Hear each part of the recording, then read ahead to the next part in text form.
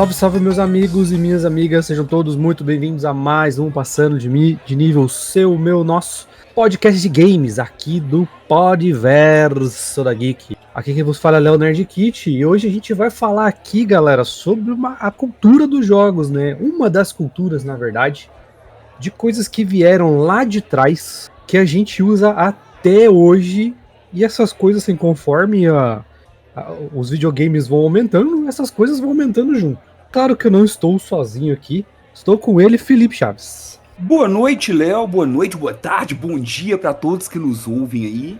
E é isso aí, estou aqui de volta e a ideia hoje é falar sobre como que a comunidade gamer aí sempre deu o seu jeitinho de jogar. Né? Seja como, seja alterando um hardware, criando uma cópia diferente, traduzindo um jogo na raça, ou o que for.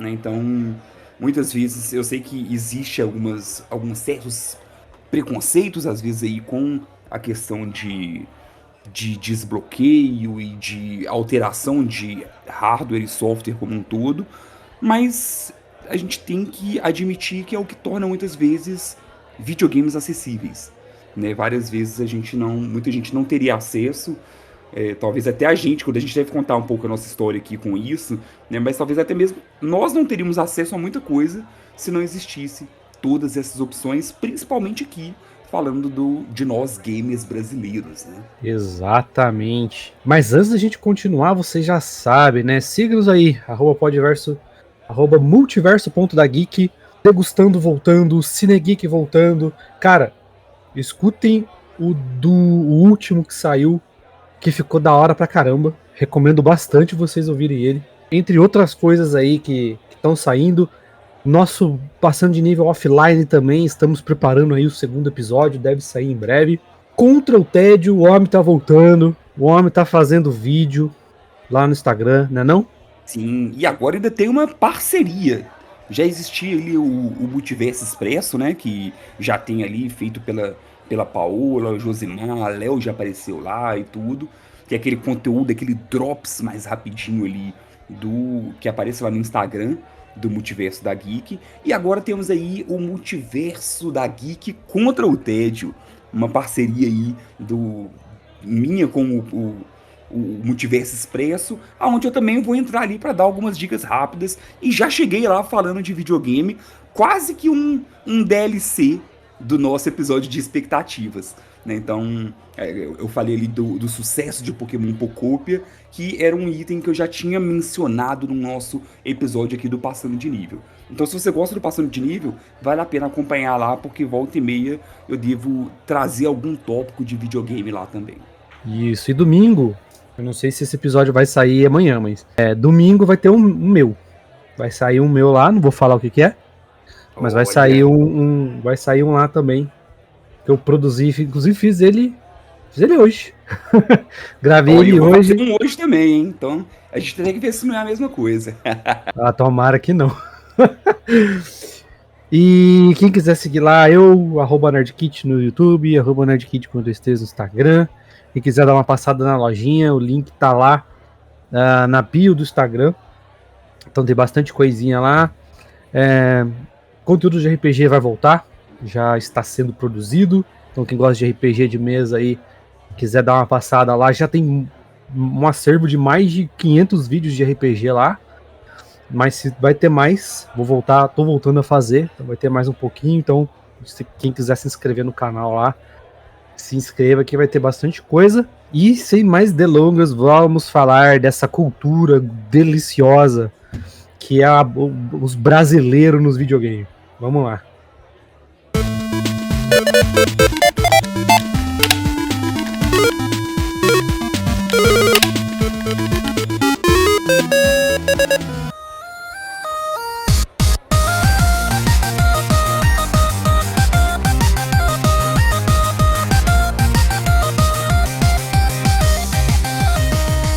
Galera, isso daqui que a gente vai falar hoje, como eu falei lá no início, é um negócio que vem de muito tempo atrás, porque nós não tínhamos acesso a videogame.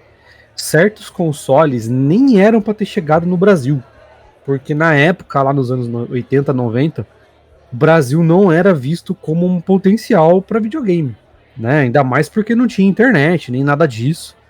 Chegou na pirataria mesmo, sem dó e nem piedade. Já chegou com videogames desbloqueados, cópias de jogo, entre outras coisas, e através disso foi se criando a cultura dos videogames aqui. E isso foi se aprofundando. A gente falou muito disso num podcast que a gente falou sobre pirataria e sobre como era nos anos 90, né? A gente já falou bastante disso, então não vou nem me aprofundar muito.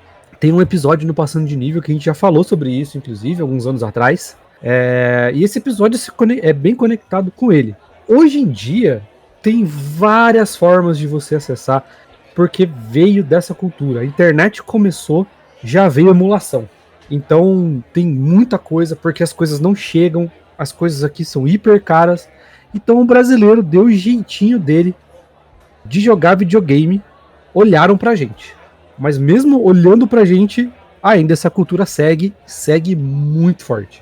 Eu vejo, Léo, que muitas vezes é uma forma até mesmo de driblar essas limitações, né?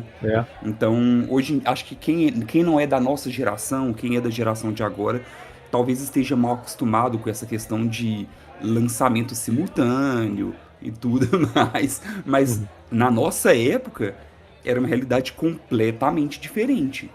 Até um jogo chegar no Brasil, até um console chegar no Brasil, era um intervalo muito grande de tempo. Então, sim, por exemplo, a gente tinha acesso às revistas de games ali, mas muitas vezes a gente via para ver algo praticamente inalcançável. Porque até não era nem usar.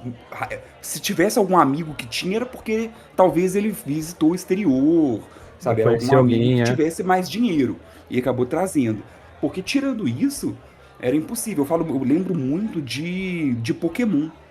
Quando o Pokémon chegou aqui, na verdade, assim, já o desenho chegou primeiro, né? A fama, falando de fama, pelo menos.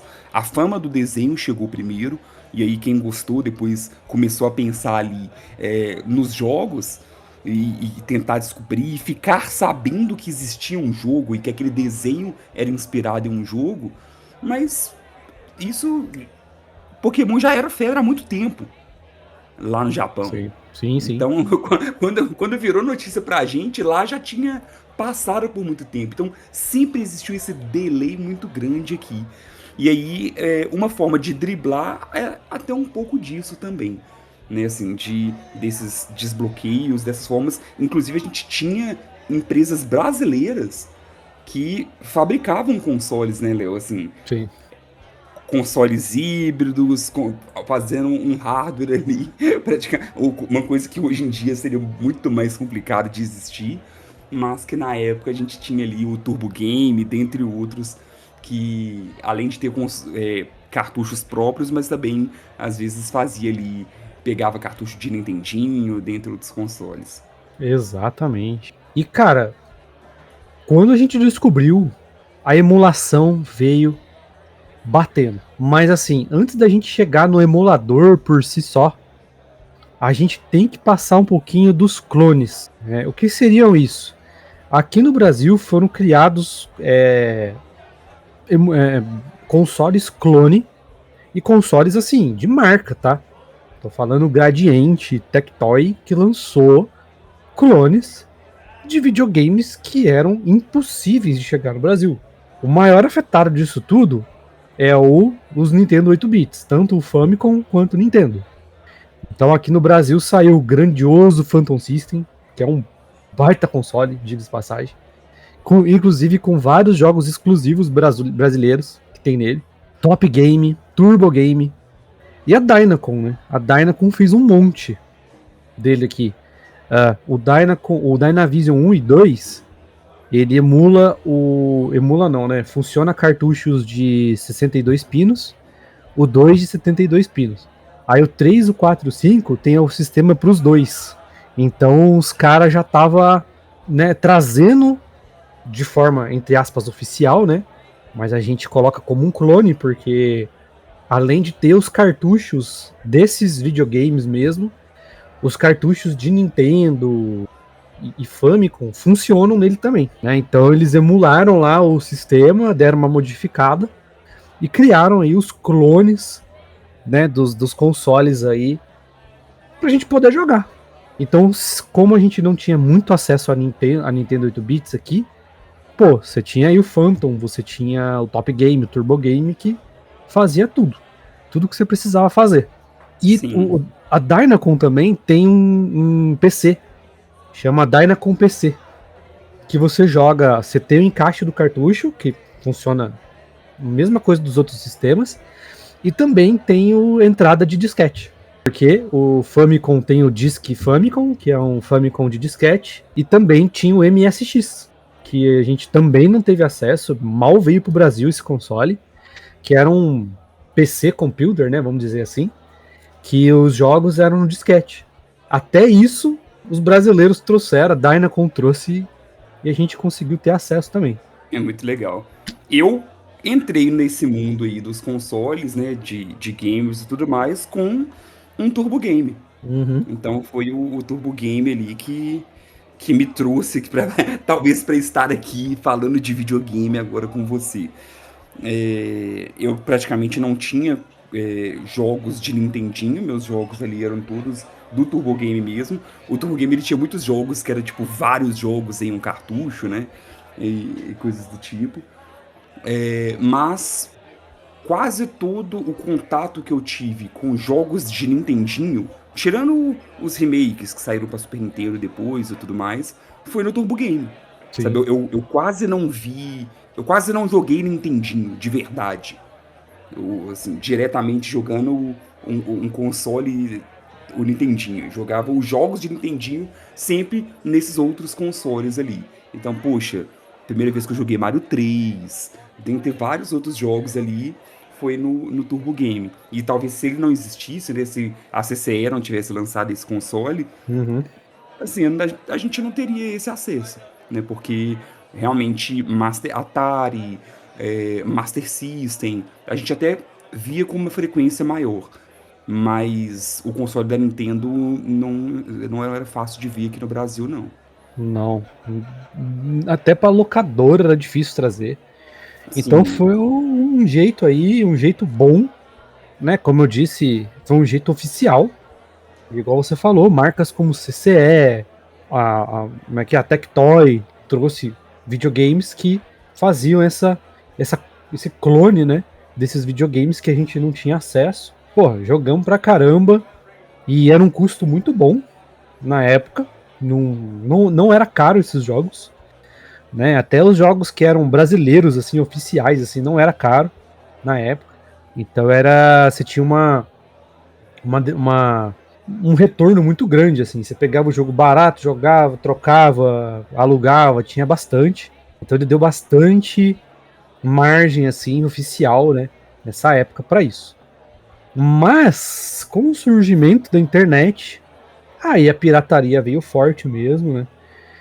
Mas teve as emulações, né? As emulações aí no computador, em que nós baixávamos aí, ainda isso acontece muito, você baixa o emulador, eu sou totalmente a favor disso, tá? Você abaixa o emulador, coloca no seu computador ali e joga, né? Desde que a sua placa consiga, porque tem alguns emuladores aí que ainda não funcionam direito, precisam ser reprogramados, alguns exigem um hardware mais potente, mas também ele ajudou muito no crescimento da cultura dos games aqui, justamente por causa dos preços altos. Nessa época que eu tô falando aí, as coisas já estavam bem mais caras, né? Principalmente até jogo pirata aí, cartucho pirata, CD pirata já estava mais caro. Então foi uma alternativa da galera, conseguiu ali baixar ROMs, colocar no emulador e jogar no computador. sim. E aquilo, e continua esse tema, né? Porque, É. por exemplo, voltando aí ao tema do Pokémon, foi como eu joguei pela primeira vez. Sabe, foi jogando ali num emulador, porque, poxa, dos meus amigos ninguém tinha um Game Boy. Né? E quando eu fui ter o meu Game Boy, já foi muito tempo depois. Uhum. Mas muita coisa do que eu tive acesso a jogar, foi graças a emulador. ali na adolescência e etc. Até mesmo os jogos mais undergrounds ali. Então, poxa, eu joguei Yu Yu Hakusho Tactics, sabe? O Onimusha Tactics. Eu gosto muito de jogo de Tactics, então na época eu tentava achar todos, assim. E tinha jogo que era até em japonês, sabe? Que nunca a gente ia achar por aqui, que até hoje não se acha fácil aqui no Ocidente. Então, o emulador permitia isso também, né? Demais. E a gente volta a falar de acesso. Game Boy, caramba, mano, é muito difícil de achar aqui.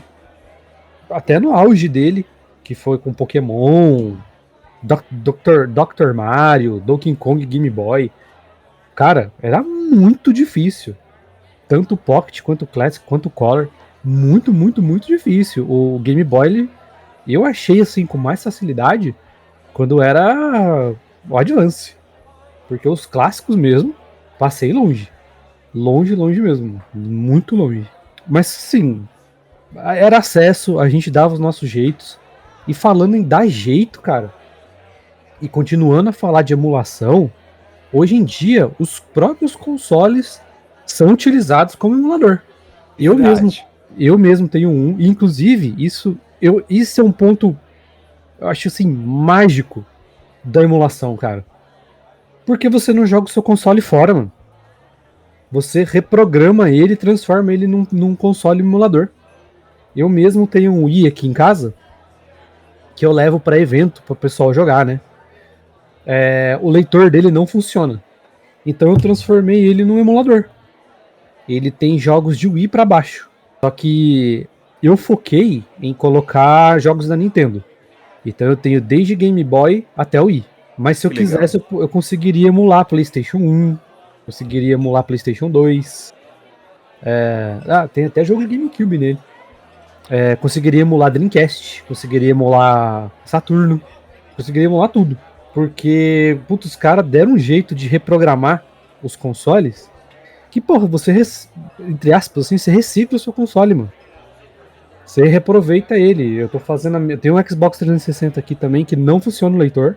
Cara, eu vou ver se eu arrumo um HD com o sistema Aurora, eu vou botar o Aurora nele e vou transformar ele no emulador. Aí ele vai ficar lá cheio de jogo, tanto de Xbox quanto de qualquer outro videogame abaixo dele. Vai funcionar normal, mano. Aí você reaproveita. Aí a única coisa que você faz é trocar jogo. Ficar baixando. Então isso é muito bom, cara. Você reaproveita um bagulho que você ia jogar fora. Exatamente. E tem um outro item, né, Léo, que a gente já falou várias vezes aqui no Passando de Nível, e que eu acho que a emulação. A gente até falou sobre a emulação nesse item, mas Uhum. vale relembrar que é a preservação histórica, né, de jogos ali. Eu Sim, acho demais. que, infelizmente, a gente vê que tem muita coisa que não é lançado mais. Tem jogos que não existem mais. Você não consegue mais adquirir. Não consegue adquirir nem mesmo em lojas online, assim, nem virtual. Nem na loja virtual dos jogos. Poxa, o jogo já foi retirado. E acabou, né? A gente fala muito sobre isso, né? O quanto que às vezes a, a gente está na mão das empresas, das lojas das empresas ali e tudo. E aí a emulação te permite isso, né? Esse registro histórico, meio que da história dos videogames. Então tem hora que você não quer nem mesmo, por exemplo, já aconteceu de lançarem um remake e aí tirarem a versão original do jogo e manterem só a nova versão. Poxa, mas e se você queria ter aquilo ali? Você queria ter a versão original, você não queria o remake. Aí você não vai ter mais esse acesso. Então é uma forma de ter, né? De ainda ter essas versões ali. Então eu vejo isso como uma grande vantagem. Assim. Hoje, além dos consoles, a gente tem muito em fliperama, né? Emulação Sim. muito naquelas máquinas de fliperama, dessas que a gente acha em lugares diversos, assim. E em máquinas como essa, eu já consegui mostrar muita coisa pro meu filho, assim. Aonde a gente corta cabelo mesmo, tem uma. E aí, enquanto a gente tá esperando, pô, filho, vem cá. Olha só. Street Fighter 3, antigamente tava, antes de sair essas coletâneas da Capcom, era meio chato de achar Street Fighter 3. Aí olha só esse Street Fighter aqui, olha só tal outra coisa. Então eu consigo mostrar pra ele algo que não é tão fácil assim, não é tão acessível de se ter. Então acho extremamente vantajoso por esse lado também. Exato. Até porque, cara, eu trabalhando com isso agora, falando até em conservação, tem gente que simplesmente não conserva, né? Então, assim, você tem lá um item que o item ele tá detonado. Falar do Game Boy. Me ofereceram um Game Boy Classic, entendeu? E uma tela que não tem como trocar mais. Se trocar só para as telas modernas, então você vai perder ali o original, né? Alguns jogos também vêm bem danificado. Então também é para preservar isso, né? Então você preserva não só a raridade, né? Igual você falou que muitos jogos aí nem existem mais, mas você também preserva a memória desse jogo, né? Tem jogo ali que simplesmente não dá mais. Você tenta colocar num console, ele vai, o cara não cuidou. Então ele também vai pegar a memória desse jogo aí e fica lá, né? Então, por exemplo, vou até falar de custo aqui, falando de memória e custo também. O meu jogo favorito é o Legend of the Dragon. Ele tá custando R$ 950. Você tem coragem de pagar R$ 950 num jogo? Sem Eu não. chance. Nem é pau. Prefiro comprar um Fusca. É mais útil. Entendeu? Então, assim, eu consegui esse jogo por 350, porque eu comprei a tempo. Hoje em dia é impossível, mano, a não ser que você queira muito. Então, a emulação, ela pega isso também e ela salva as memórias aí do seu jogo, né, cara? Você consegue reviver aquilo de novo, de uma forma prática, que não vai afetar seu bolso. Então, tem o lado bom da história aí. Sim. E assim, a gente vai falar um pouco mais ainda sobre mod, mas ainda dentro do tema de emulação, de emuladores como um todo, eu vejo que muitos emuladores, quando a gente vai lembrar ali dos ex-NES, de Dolphin, dentre outros ali, vários que também te ajudavam na própria qualidade de vida do jogo, assim, performance, qualidade de vida e etc. Sim. Por quê? Habilita save state, então, muitas vezes em jogo antigo ali você tinha que usar password, etc. Agora você pode só pegar e apertar um botão e salvar seu progresso. Tínhamos muitos jogos de RPG que precisavam muito de grind. Então, em alguns emuladores você pode acelerar o jogo. Então, por exemplo, poxa, tô jogando Pokémon ali e eu tô precisando deixar o meu time mais forte. Eu aperto um botão onde a movimentação e tudo que eu aperto fica mais rápido. E aí o que eu gastaria meia hora grindando, eu já consigo ali fazer em menos tempo. Então Sim. tem várias coisas. Se você quiser mudar um pouco do visual, sabe? Você pode ir lá e destravar a taxa de quadros, anti-aliasing, dentre outras coisas. Então, os emuladores eles vêm com opções interessantes, né? Assim, que se você quiser jogar exatamente na mesma configuração, você consegue. Mas caso você queira também, poxa, eu quero colocar em widescreen, quero colocar em full screen, quero mudar pequenos aspectos do jogo aqui, também é possível. Então, acho que esse é um outro ponto legal também. Exatamente. E você falou de mod, né, cara? Mod é outra coisa que eu vejo também que a galera xinga bastante. Mas mod eu acho que é um bagulho extremamente divertido, mano. O meu Left 4 Dead 2 ele é cheio de mod. Eu tenho a skin do Scorpion, tenho a skin da. Caramba, do Jack Black. O meu tanker é o Shrek. Então, tipo assim, Nossa, isso deve ser muito bom. Eu acho que eu já vi vídeo sobre isso. os meus zumbis são os zumbis do Minecraft. Então, tipo assim, é um mod. O mod eu acho muito legal. E eu também gosto do mod porque eles corrigem jogos e também Sim, alongam os jogos, né? Não é exatamente. Tem simplesmente muito jogo, né, Léo, que tá vivo até hoje por causa de mod. causa de mod. Mod nada mais é, muitas vezes, do que a atualização, o update, o DLC feito pela comunidade. Porque se a gente for ver, por exemplo, vamos pegar aí The Sims. The Sims, esses pacotes que a EA lança, pacote de móvel, pacote. É praticamente um mod. É, Sabe? Não é nada além disso. Só que cobrando caro em cima disso. E já nos mods, não. Sabe? É a comunidade trabalhando para fazer uma melhor experiência, assim, da comunidade como um todo. E uma coisa muito legal, assim, os mods de início, eles eram vistos com muita má vontade pelas empresas. Né? Elas, poxa, peraí, até mesmo porque eu fiz aqui o meu trabalho, né? Eu fiz aqui minha obra de arte e você tá aqui modificando a minha obra de arte. Então, eu até entendo a empresa se incomodar com isso. Só que ao mesmo tempo, algumas souberam jogar bem com isso. Então Sim. teve muito mod que virou parte do jogo. Teve muito jogo onde ficou habilitado o mod ali oficialmente, né? Assim, poxa, dentro do próprio jogo você consegue ver uma biblioteca de mods, sabe? Você não precisa fazer isso de uma forma externa. Né? Você não tá, o próprio jogo tá te incentivando a criar um mod ali dentro, a testar outros mods. Então tem muita coisa legal, sabe? Assim, poxa, peraí, lança um jogo para PC, tem um mod que funciona muito bem, na hora que ele lança para console, ele já, de certo modo, internaliza isso. Então tem muita coisa legal ali que dá para poder fazer utilizando mods. Isso, vou dar o exemplo do Baldur's Gate. Os caras começaram a rodar um mod que agora você tem uma missão nova. Que foi feito por fã. Mod de fã. Parece que tem. Eu não sei se é uma classe nova ou se é uma raça nova. Que foi feito. Ele existe no D&D, lógico. Mas ele foi colocado jogável dentro do Baldur's Gate 3. Então, e a Larian, que poderia ter reclamado, poderia ter processado, Larian falou, pô, legal. Pode continuar. Tanto que ganhou 2 TGAs consecutivos por apoio de fã da comunidade. Sim.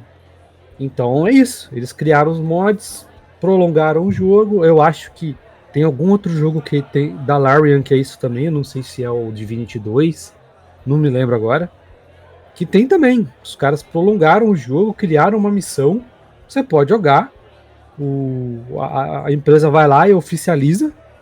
Não sei como funcionam os royalties aí, mas a empresa vai lá, oficializa e acabou. Então o jogo foi prolongado pela comunidade através de mods. Tá vivo até hoje. GTA V, cara. GTA joga Skyrim. Tem gente jogando Skyrim até hoje, Léo, por causa de mod. Sabe? Então o pessoal continua, é um fator replay enorme. O GTA V. GTA V é o que é por causa disso. Tem um monte de mod, tem aqueles mods de corrida, tem umas heists que foram criadas pela comunidade, né? Várias heists foram criadas pela comunidade. Inclusive, uma das grandes expectativas de GTA 6 é o cara ter a liberdade de criar depois o que vai ser feito no jogo, né? Para o jogo ser rejogado várias vezes. Então, o mod para alguns jogos é uma fonte de dinheiro, para outros é uma salvação e para outros é uma grande zoeira. Exatamente, que aí é Shrek no lugar do Nemesis, Shrek no lugar de zumbi. Tem de tudo também ali pra tornar divertido. Bom demais. A gente também tem que falar, né, Léo, o quanto os mods foram importantes até mesmo para o nascimento de jogos excelentes ali. Alguns dos maiores jogos atuais saíram de mods. Então, o Counter-Strike era um mod de Half-Life. Sim, né? exatamente. O MOBA, né? O Dota nasceu de Warcraft 3 e também era um mod ali dentro. O PUBG também veio de um mod. Então, poxa, vários jogos ali. Não dá pra poder virar a cara pra mod, não, porque jogos que são entre os mais famosos hoje surgiram assim, né? Da própria comunidade pegando e fazendo essas alterações. Cara, eu acho que mod, fica aí pra vocês aí, mod, não só mod, mas tudo que nós falamos aqui era uma ideia da gente fazer uma introdução desse universo, dessa cultura de jogos que a gente tem aqui. A gente já trouxe a parte da pirataria, a gente já trouxe outros assuntos, e agora a gente vai prolongar um pouquinho. Então, mods, desbloqueios, emulação, entre outras partes da cultura. Inclusive, a gente quer trazer produtores aqui de homebrews, desenvolvedores, para explicar pra gente como que funciona, o que os caras fizeram, quais são os produtos deles. A gente quer trazer para vocês entenderem um pouquinho desse universo de criação de jogos para consoles, né? Eu mesmo conheço um criador de jogo que inclusive ganhou o prêmio 2.600. Ele ganhou 2 prêmios com os jogos dele. Tem um Legal. cara que tá desenvolvendo um jogo agora, saiu esse ano, não, saiu no final do ano passado, um jogo pra Dreamcast. O cara desenvolveu um jogo pra Dreamcast. O cara... Eu conheci um cara que tá desenvolvendo um jogo pra Mega Drive. Já saíram 2, o cara tá desenvolvendo mais um. Tem um cara que tá desenvolvendo pra Play 1. Tem um cara que tá desenvolvendo, enfim, pra vários, né? Pra Phantom System. Tem uma empresa que faz jogos só pra Phantom System, até hoje. Pra Odyssey. Tem uma comunidade gigantesca de Odyssey. Então, tipo assim, nós vamos trazer pra vocês mais sobre esse universo e tal. Espero que vocês tenham gostado dessa introdução aqui que a gente trouxe pra vocês. Falaremos mais de mods. Porque o mod ele é um assunto bem mais extenso do que a gente trouxe aqui, né? Assim como emulação e desbloqueio e tudo mais. Então é isso. Se preparem aí, a gente vai começar a trazer as coisas. Vai ser no mesmo ritmo da nostalgia que a gente trazia lá das fliperamas, das locadoras e tal. Então a gente vai trazer aqui no nosso ritmo mesmo. Mas se preparem que vai vir bastante coisa desse tipo e quem sabe com convidados. Eu espero vocês lá e comentem aí o que vocês querem que a gente traga desse assunto. Pode ser no Instagram, pode ser no Spotify ou qualquer lugar que vocês queiram comentar. Comentem pra gente ir anotando aqui e trazer. E quem sabe a gente não traz um ouvinte também. Então é isso. Boa. Vocês estão convidados. Vamos fazer isso aqui acontecer. Vou trazer alguns projetos para vocês. O Felipe também vai. Então a gente vai fazer aqui a nossa série aí da cultura dos videogames no Brasil, aqui no Passando de Nível. Certo? Certíssimo. Felipe, então muito obrigado aí pelo seu tempo. Eu que agradeço, vai ser uma ótima série, foi bom relembrar tudo isso. Oh. E até a próxima. Até a próxima e valeu!